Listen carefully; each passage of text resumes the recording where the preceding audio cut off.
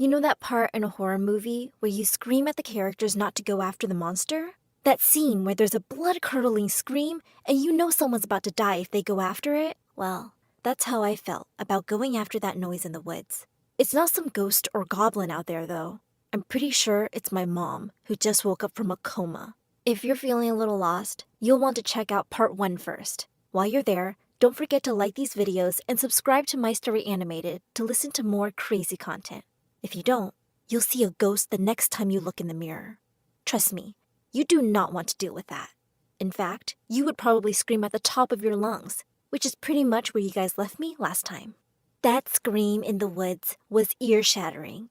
I fell down and was shaking. My dad and brother went up and decided to go and investigate the screams.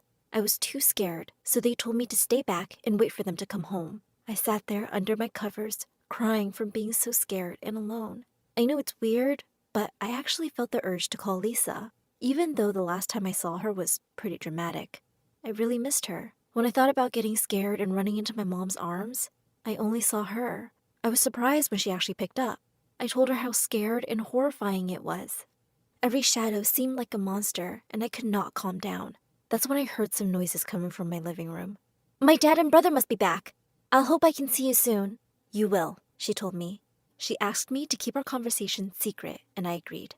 I rushed out of my bed downstairs so that I didn't have to be by myself.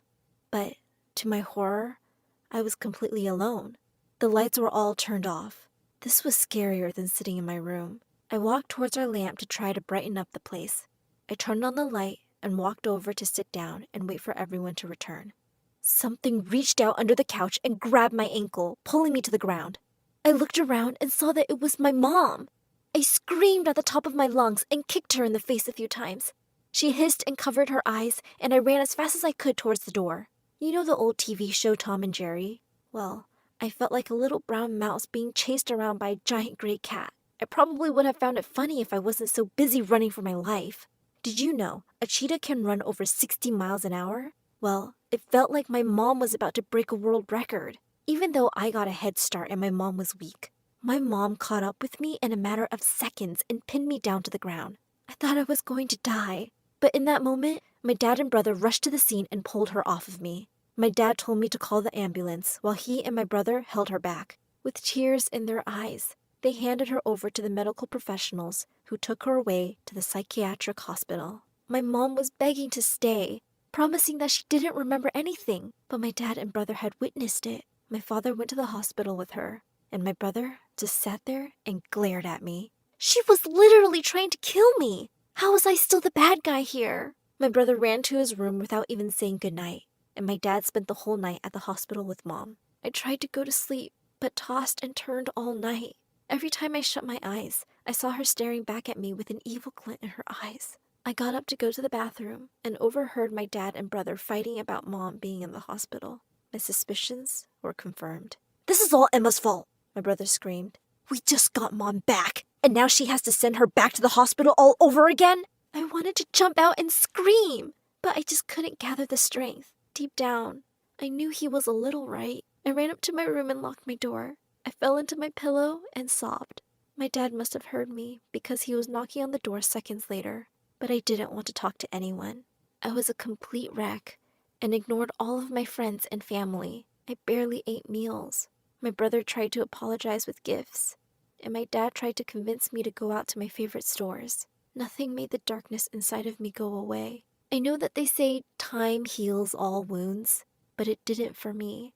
Every day that I stayed like this, I just got a little worse. I was always crying alone in my room. My dreams were even evolving with my horrible state. Even though my mom was far away from me, I was just becoming more afraid of her. She was starting to take over me. I hate to admit it, but I wish she never woke up. The only thing that made me feel anything was talking to Lisa. She even secretly came by when my dad and brother weren't home. I never asked how she knew I was home alone, but maybe I should have. One day in particular before she came, my dad and brother knocked at my door a couple of weeks after this all happened. He told me that my mom was healthy enough to see people, and even doing quite better. She really wanted to see me, and it would mean a lot if we could all go there as a family. I promised Lisa I would go with them the first day my mom could receive visitors, but I wasn't feeling ready yet. I scoffed and brought up that he and my brother should go alone since that was the only family she wanted. They explained that they were going today no matter what, but I could process it all in my own time. He said they would be back only in a couple of hours, and he was leaving some money for takeout on the counter. Seeing my psychotic mother didn't appeal to me, but ordering a giant pizza to wash my sorrows away, that was my plan for the next few hours. I started walking down the stairs, but froze when I heard a click. This was way too early for them to come home, and I was pretty sure they would not have forgotten anything. Part of me panicked that my mom had somehow broken out of the hospital to attack me. I ducked behind the couch as fast as I could and peeked behind it slowly. I was only able to see that a person had come in with a dark hoodie, sunglasses, and high heels. I recognized it as Lisa. But why was she being so secretive? I was about to go and greet her until I heard something that made my blood run cold. Yeah, I got in. Are you sure about this? Yeah, I'm completely alone. She is receiving visitors today. She? I thought to myself. It was obvious she meant my mom. What wasn't obvious is why she was scared. I followed her quietly like I was a spy, crawling on the ground and keeping myself out of sight. She went right into the bathroom in my parents' room. I decided to jump out and demand the woman leave at once. I startled her, knocking her sunglasses to the ground and things out of her hands. My suspicions were correct. Lisa? She explained that she thought I wasn't home and was just picking up stuff that she had to leave behind. I looked at the ground to see what she was picking up. I reached onto the floor and picked up a little orange medicine bottle and a bunch of loose pills. Your stuff, huh? I asked. Are you poisoning my mom? I told her I knew she was bad, but a murderer? She shook her hands and said she could explain everything. Not poisoning her. I was helping her. I asked what kind of help she was giving. She said it was to be her true self. She told me that she knew my mom back before all of this happened, and she was not the kind and wonderful woman she wanted us all to believe. Lisa didn't want to lose her family to such a monster, so she started to sneak in and add some of these special pills to her medicine bottle.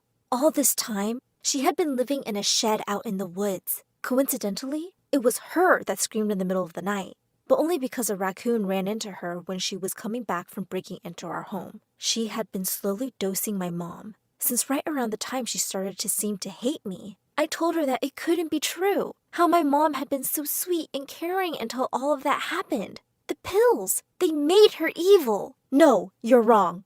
See, these pills are just helping her be more open. She hates you. She wants you dead. Those are her true feelings. These pills only lower inhibition. She said it was better her true colors show now than in a couple of years. I was heartbroken by this response. I yelled at her and accused her of making it up because she was hurt that my dad loved someone else. Deep down, I didn't believe that. Lisa made sense. I guess I would kind of hate me too if I were my mom. Everyone blamed me for what happened. I cried saying I just wanted to be a happy family.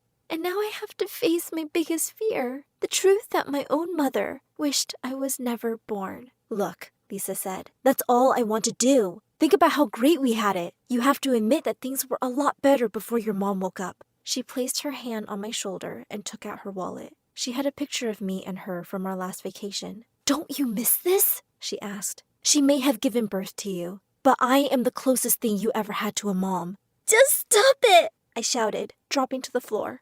I feel so guilty even thinking about it. But she was kind of right. Even if my mom wasn't on these pills, she would always secretly hate me. Lisa, on the other hand, had proven time and time again that she loved me. I was left crying on the floor while Lisa slid past me. She handed me a piece of paper with her new number and told me to keep it away from my dad and brother. She then promised me that she would never be back and would never tamper with her pills ever again. But she would leave everything with me, and if I wanted to do it, well, I should give her a call and she would help me out. She had a plan to get our family back together, but it needed both of us to work. I needed to decide the mother I wanted, the one who actually raised me, or the stranger that gave birth to me. I went to flush the pills in the toilet, but something stopped me. I decided to put my mom's bottle back as it was and bring the bag of pills to my room. Why was I hesitating to call the police or toss the pills? Suddenly, my thoughts were interrupted by a click at the door. My dad and brother were home. I know this was stupid, but instead of telling them about Lisa immediately, I ran to greet them. They seemed, well, pretty happy. They explained that Mom could come home pretty soon, maybe even a week or two if we're lucky. I know I should have been happy, but this just sent me into tears. I ran into my room and locked the door. What if she would try to kill me again, or worse? What if she pretended everything was okay, but secretly hated me? I tried to collect myself and went out and told my dad and brother that they were just happy tears. I was overwhelmed. I insisted I was okay and understood, but deep down, I was pretty scared. I decided that I was just going to forget it all ever happened, to toss the pills and forget Lisa ever happened, at least until that night happened. See, I had so many nightmares. Every time I closed my eyes, there were new terrible twists of horror, all of them involving my mom as a monster saying she hated me, and Lisa being washed out to sea. After waking up every 20 minutes for a couple of hours, I decided to go get myself a glass of water. That's when I heard my dad crying. I peeked around the corner to see him sitting there in the kitchen, sobbing to himself while looking at a piece of paper. I walked in and asked if he was okay, and he quickly shoved the paper into the drawer, and I pretended not to notice. He just told me he was feeling overwhelmed right now. Everything had been a big adjustment for him. I asked him why he wasn't happy about Mom coming home. He said he was super excited. It was just adult stuff, and it was complicated. He left and said he was going to bed, giving me a kiss on the forehead and telling me he loved me. As soon as he left, I ran over to the drawer and dug through it. Crushed in the back of the forks and spoons was a picture of Lisa.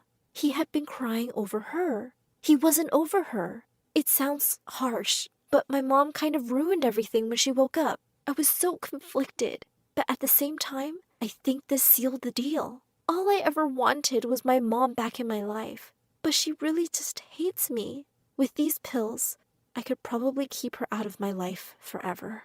I don't know if I should tell anyone about Lisa's visit.